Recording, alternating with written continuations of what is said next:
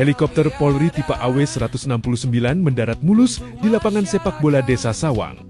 Dari dalam helikopter, Irjen Pol Dr. Handes Marzuki Ali Basyah, MM, turun dengan langkah mantap, membawa pesan kepastian dan harapan bagi masyarakat yang sempat terisolasi akibat banjir bandang. Tanpa berlama-lama, Kapolda Aceh bersama rombongan langsung bergerak menuju lokasi pembangunan jembatan Bailey di Desa Lok Chut.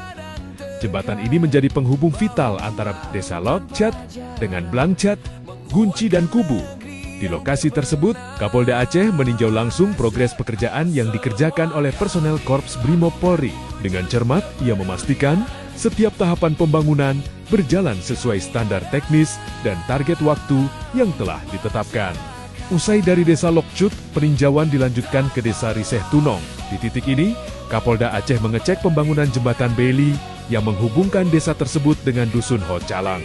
Jembatan yang sebelumnya putus total akibat terjangan banjir bandang kini perlahan bangkit kembali, menjadi simbol pemulihan dan kebangkitan masyarakat pasca bencana.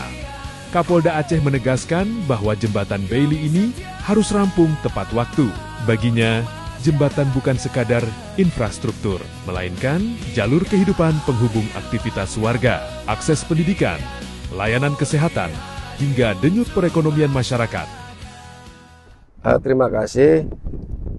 Kami mengecek jembatan Bailey, bantuan Bapak Kapolri untuk masyarakat Lok Chut yang menghubungkan satu desa dengan kota yang penduduknya 7.000 orang. Di sini tempat pendidikannya, di sini tempat menjual hasil-hasil pertaniannya, sehingga sangat terganggu. Bapak Kapolri membantu jembatan Bailey. Kami datang ke sini beserta Kapolres dan pejabat-pejabat lainnya untuk meyakinkan percepatan pembangunan jembatan Bailey ini. Tadi kami arahkan mungkin ada sedikit kesalahan teknis, bisa kita selesaikan biar cepat. Karena kehadiran kita ini kan mencari solusi percepatan bisa melebihi target yang ditentukan.